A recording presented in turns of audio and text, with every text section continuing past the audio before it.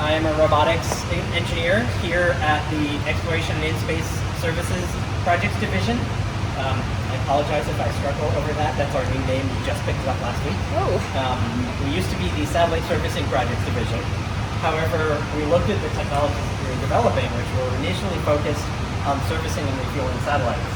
And they're actually applicable to a number of domains. They're applicable to assembling spacecraft in orbit. They're applicable to exploration of the solar system, developing vehicles that you need to go further into deep space to go visit asteroids, comets, Mars, anything beyond the moon.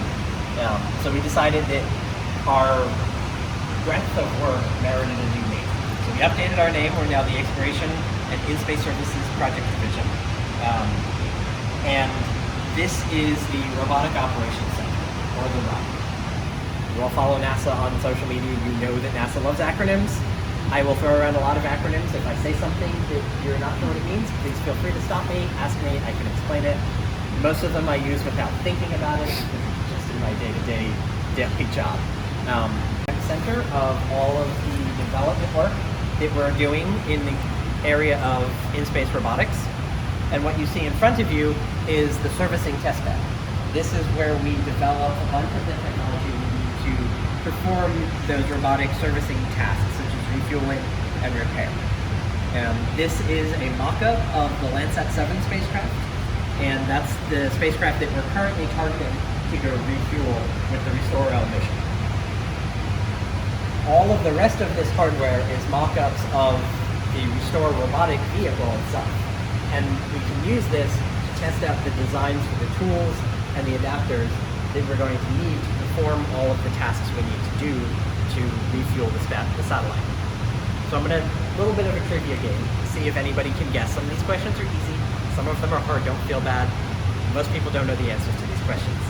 But, who can name a satellite that has been serviced in orbit? That has been serviced? Hubble, or Hubble. Somebody said Hubble. Yes, Hubble is the number one. We've gone to it a bunch of times. We've given it some new contact lenses, upgraded its instruments, done a whole bunch of modifications and upgrades to enhance it over the years to keep it working. Who can name another one? This one's big. Literally. Biggest thing in orbit. Like the space station? International Space Station. Yes. International Space Station can't land, so it has to be serviceable in orbit. We have to be able to refuel it, we have to be able to repair it if something breaks. We've built onto it, we've made it bigger over the years, we've added things to it. There's one more, I will be amazed if anybody guesses. Solar Max. I'm guessing most people haven't heard of it. It's a spacecraft from the 80s. It was designed to be one of the first modular spacecraft that NASA built. It was an experiment in seeing how well you could build a spacecraft with replaceable parts. And it was launched to study the sun. It had some issues with its electronics and its thrusters, so they sent the space shuttle to it, made some fixes, sent it back on its way. What is one thing in common with all of those missions?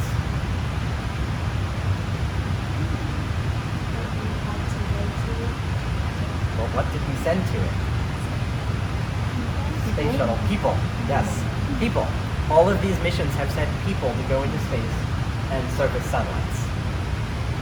There are thousands of satellites in orbit, with hundreds more being launched every year. SpaceX and it's the other company doing satellite internet.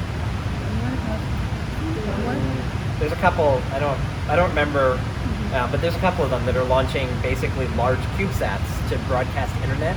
They're launching hundreds of them at a time.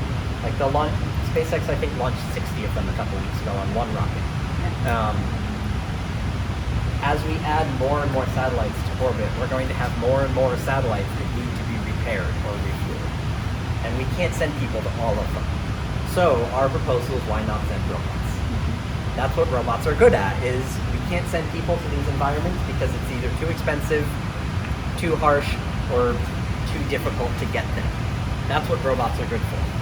So we're putting together Restore-L, which is a robotic vehicle that is going to be able to go up into orbit, rendezvous with and dock with a satellite, and then repair or refuel it. The thing is most of those satellites, 99.9% of them, were never designed for that kind of repair. They were designed to be sealed off on the ground and then launched into space. Anybody know the number one reason that satellites reach the end of their life?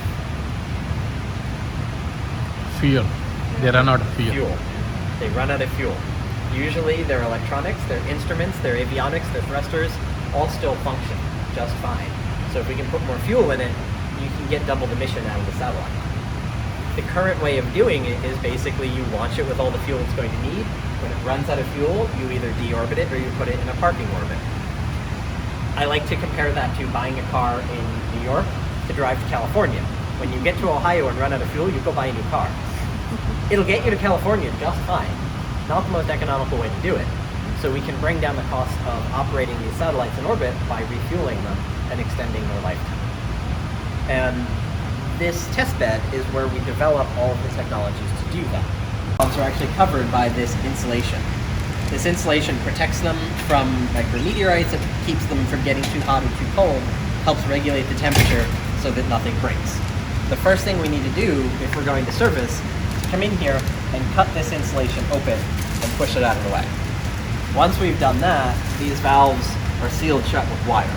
So the next thing we have to do is come in here and cut the wire so we can then get to this cap. Take that cap off, take off the next cap so you get to the bare valve, and then put on an adapter that lets us open and close the valve. All of this to get to here so that we can then robotically mate with a fuel flowing tool onto here and refuel the spacecraft. That takes about a dozen different designs.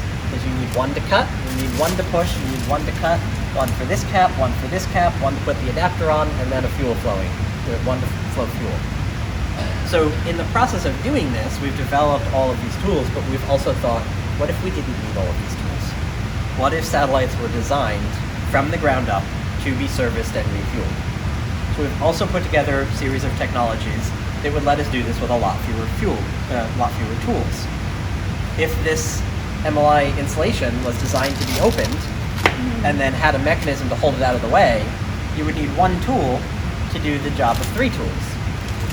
If it had an already robotically friendly valve, you could get rid of the tool to cut the wire, remove the cap, remove this cap, and then add the robotic friendly interface, because this already has a seal in it that takes the place of the cap and has a robotically friendly interface. So you just come in here with your nozzle tool, open it, and refuel.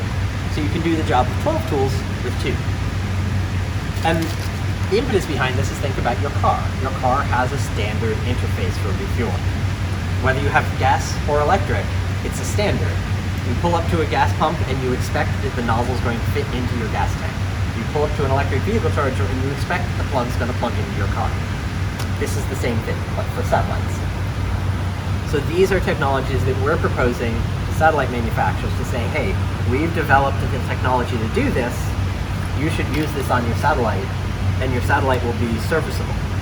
And therefore your satellite will last longer, and therefore you will get more value out of your satellite and bring your costs down. You'll have to build fewer of them to replace them. So that's the idea. So as we walk through this room, we're going to be looking at the development areas for different stages of the Restore-L mission. So like I already said, this is where we do all the servicing technology. We develop the tools here.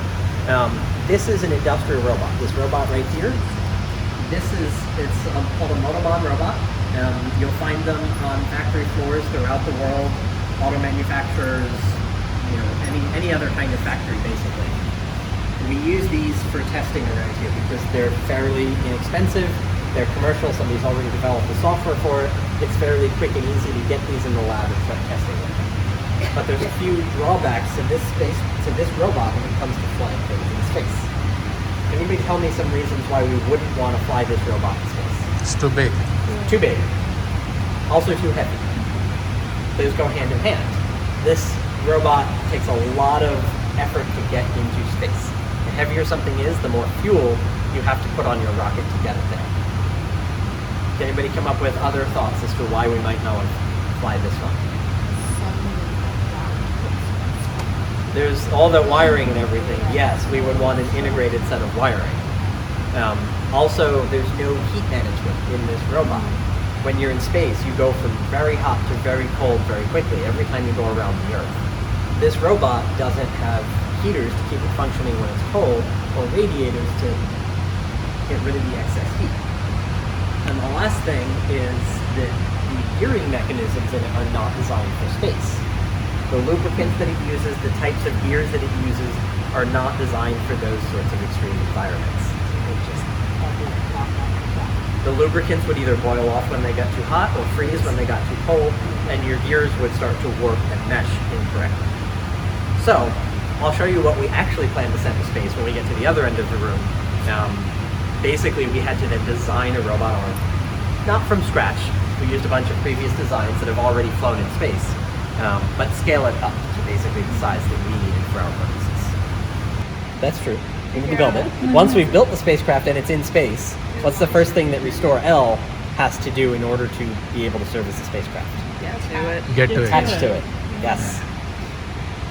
Since these spacecraft were never designed to be serviced, they don't have anything on them that says, robot, grab here, like things that go to the International Space Station do. So if you look at a SpaceX Dragon capsule, it's going to have a little mechanism on the side. Right here, this is actually the grab the spacecraft. Because if you've ever been on either playing air hockey and you just lightly try and touch the puck, it floats away from you anyway. Or if you've been on an ice skating rink and tried to grab someone's hand, as soon as you touch them, they start moving away from you.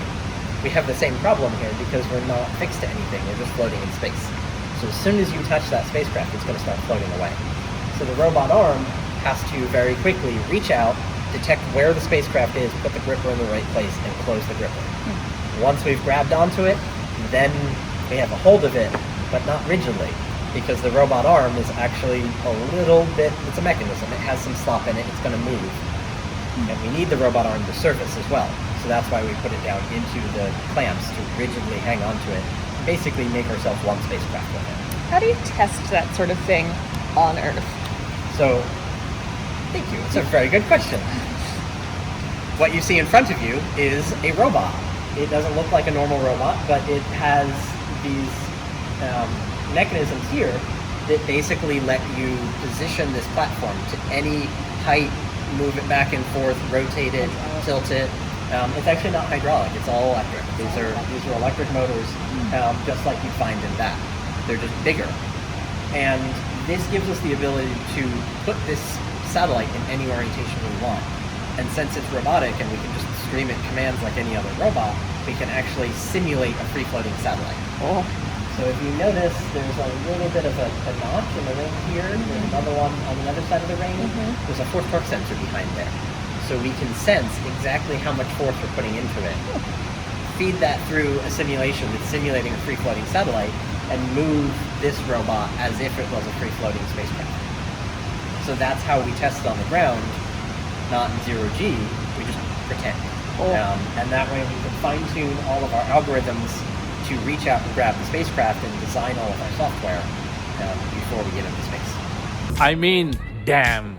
It's a damn. They're fighting. It's a cool hotel. He's Hollywood star now. It's all different world here. Fighting each other. Beautiful coastline. Miles and miles and miles. Here is how I did 10 days road trip. I will be flying over from Washington, D.C.